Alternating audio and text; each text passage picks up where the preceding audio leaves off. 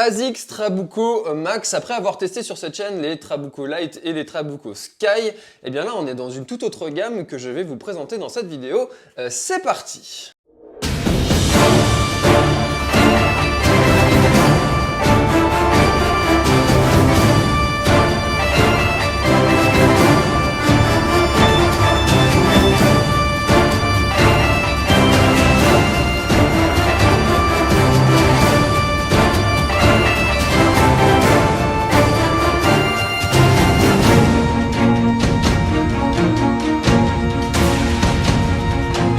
Alors, la première chose que l'on voit quand on regarde cette chaussure, surtout quand on la regarde bien comme ça, eh bien qu'est-ce que c'est? Eh bien c'est la taille de la semelle. Évidemment, on peut pas y passer à côté de cette taille de semelle qui est vraiment importante, qui est imposante, qui est épaisse et qui nous fait penser tout un petit peu quand même à ce type de chaussures-là, n'est-ce pas? Et oui, ça fait tout de suite penser aux chaussures qui sont un petit peu king size comme on appelle ça, et c'est vraiment la volonté d'ASICS d'avoir appuyé sur ce côté de la semelle qui est importante. Donc on a une semelle qui fait 23 à l'avant et 28 à l'arrière pour du coup un drop de 5. Donc un drop de 5, on va le catégoriser dans les drops un petit peu faibles. Donc si vous êtes sujet aux douleurs donc tendineuses et du mollet, si vous avez vraiment des douleurs à ce niveau-là, eh bien on recommande pas d'avoir un drop trop faible. Mais bon, de toute façon, c'est adapté au cas par cas parce qu'il n'y a pas que ça qui est à prendre en compte sur une chaussure, bien évidemment. Donc, alors contrairement à la marque que j'ai citée juste avant, au début de la vidéo, quand je vous ai dit qu'elle y ressemblait quand même beaucoup, eh bien là, dans cette chaussure-là, quand vous allez la mettre, moi, j'ai pas trouvé qu'on allait s'enfoncer dans la chaussure. C'est une semelle qui va être un petit peu plus rigide que ce qu'on connaît sur les chaussures Hoka. Et donc, moi, j'ai trouvé qu'on allait avoir du coup une durée de la forme de la mousse qui va être beaucoup plus importante du coup sur des distances plus longues. Vous n'allez peut-être pas être obligé de changer de chaussure si donc la mousse s'affaisse trop, et bien elle ne remplit plus vraiment son rôle d'amorti. Et du coup, sur cette chaussure Trabuco Max, on a une chaussure qui va pas s'affaisser comme ça, on ne s'enfonce pas dedans, et ça, j'ai trouvé ça quand même plutôt agréable sur ce côté-là. Alors, en dessous. Paf, on commence en dessous comme d'habitude. Donc on a la semelle qui est une semelle classique chez ASICS, ASICS Grip, qui est pas mal du tout, qui a une bonne accroche sur pas mal de surface. Bon, alors après c'est toujours pareil, c'est pas une chaussure qui va être faite pour aller dans la grosse boue, on n'a pas des crampons qui sont énormes, mais sur beaucoup de types de terrain, beaucoup d'ultra de l'été, eh bien ça remplira tout à fait son rôle sans problème, avec une bonne accroche selon moi qui est vraiment satisfaisante et qui fait vraiment le boulot.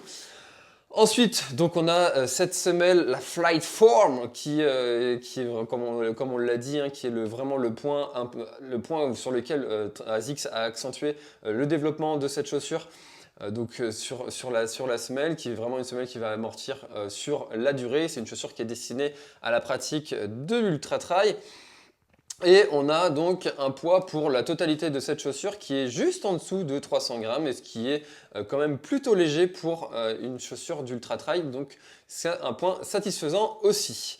À l'arrière de la chaussure, une coque qui va être bien rigide, pour accentuer le maintien du pied, et pourtant je trouve que c'est le point faible de cette chaussure, qui est le maintien. J'ai trouvé que la chaussure avait tendance à partir comme ça sur les côtés, et pourtant moi j'ai une cheville qui est quand même assez solide, je me suis jamais fait de cheville, et j'ai le pied qui partait souvent de travers, et donc le maintien avec cette chaussure là n'est pas optimal, et à mon avis c'est sur ce point là que ASICS peut améliorer cette chaussure. Et donc si vous avez des problèmes de cheville, eh bien attention en utilisant cette chaussure. Par contre, on a ici un mesh qui est tout à fait satisfaisant, une bonne respirabilité. J'ai utilisé cette chaussure-là j'ai eu l'occasion de tremper mon pied bien dedans, et puis dans l'eau, et la semelle, le mesh sèche plutôt rapidement, j'ai trouvé. Je pense qu'il va avoir une durée de vie plutôt bonne. C'est vraiment... Voilà, j'ai pas de preuve là-dessus parce que j'ai pas utilisé la chaussure sur des dizaines de centaines de kilomètres. mais c'est une intuition. Je pense qu'ils ont renforcé un petit peu le mesh par rapport à ce qu'il y avait sur les Trabuco Light et Sky, qui est quand même un petit peu le point faible de ces chaussures, avec un mesh qui se déchirait ici assez facilement. Et donc je pense que sur cette chaussure-là, si vous avez votre avis à partager, n'hésitez pas à le faire en commentaire. Si vous avez utilisé cette chaussure sur des centaines de kilomètres, eh bien partagez. C'est ensemble qu'on va faire de cette chaîne une chaîne de qualité où on peut tous partager notre avis sur les chaussures. Cet espace commentaire, c'est le vôtre. Et donc, je vous invite à partager votre avis dedans. Voilà, sur la durée de vie du mesh. Ensuite, devant, une coque qui va être assez rigide quand même, hein. Donc si vous tapez bien violemment sur un caillou qui traverse la route, ce fameux caillou qui traverse la route et qu'on n'aime pas, qui nous grille la priorité, parce que c'est nous qui avions la priorité, même s'il était là bien avant nous, c'est nous qui avons la priorité quand on passe en trail, n'est-ce pas? Eh bien là, on a un pare-pierre qui est quand même satisfaisant et qui va pouvoir absorber un petit peu le choc pour éviter d'avoir cet ongle noir qui nous fait très mal et qui fait tomber notre ongle et qui est absolument dégueulasse. Voilà, disons-le, on n'aime pas avoir cet ongle qui tombe. Ensuite, donc on a sur le devant ici un système de lassage de la chaussure que l'on peut enlever. Voilà, donc moi je vous recommande de le faire parce que on peut changer le système de lassage parce que je trouve qu'il n'est pas optimal, ça se desserre un petit peu et c'est un petit peu dommage. Donc quand on met la chaussure, quand on la serre, alors vous allez me dire, sur la durée de la distance, eh bien, on va avoir le pied qui va gonfler. Donc, le lassage qui se dessert un petit peu, finalement, est-ce que c'est pas plus mal? Pourquoi pas? Moi, quand je mets un serrage, j'aime bien que ça reste comme je l'ai mis, parce que si je l'ai mis comme ça, c'est qu'il y a une raison. Et puis, si j'ai envie de le desserrer, j'ai envie de pouvoir le faire et d'avoir la main dessus, sans avoir Alex qu'il le fasse tout seul. Voilà. J'aime pas quand mon lacet est autonome sur le lassage. Donc on a aussi ce petit range lacet qui fait toujours plaisir pour éviter d'avoir cette boucle qui va s'accrocher un petit peu partout là où elle veut et là où on passe. Et on a à l'arrière de la chaussure un système de maintien, n'importe quoi, un système de fixation de guêtre qui va vous permettre de mettre une guêtre sur votre chaussure avec le petit tanneau devant aussi pour fixer toujours pareil cette petite guêtre. Et si jamais vous avez utilisé cette chaussure, parce que souvent on utilise des chaussures comme ça un petit peu hautes dans des terrains qui vont être sablonneux ou désertiques sur un marathon des sables par exemple.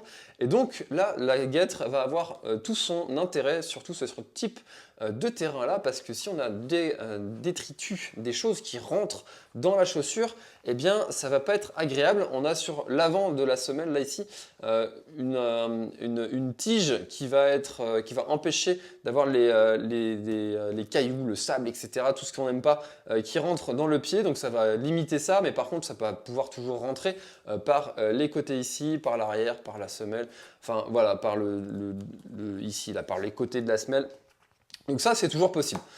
Voilà, et écoutez, je pense que j'ai fait le tour. Ah non, j'ai oublié de parler de la taille, je trouve que sa taille est plutôt normale. Et donc moi je fais du 46 de façon classique. Et là, cette chaussure elle respecte mon 46. Donc merci à cette chaussure de respecter mon 46. Voilà.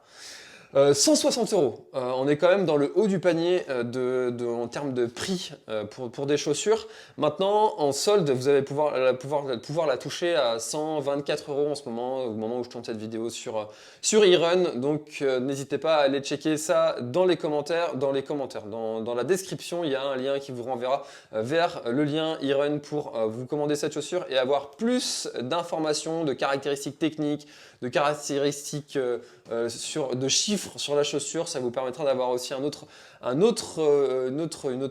texte sur la chaussure, etc. de description. N'hésitez pas à aller checker toutes ces informations-là, premier lien dans la description. Et puis, encore une fois, si vous avez un avis à partager sur la chaussure, n'hésitez pas à le faire dans l'espace commentaire. Et moi, je vous invite aussi à liker, partager cette vidéo si elle vous a plu et si vous pensez qu'elle peut intéresser ou d'autres personnes. Et aussi à vous abonner pour ne rien rater avec la petite cloche des notifications activées, n'est-ce pas, qui fait plaisir. Et moi, je vous invite aussi à enchaîner tout de suite avec cette vidéo.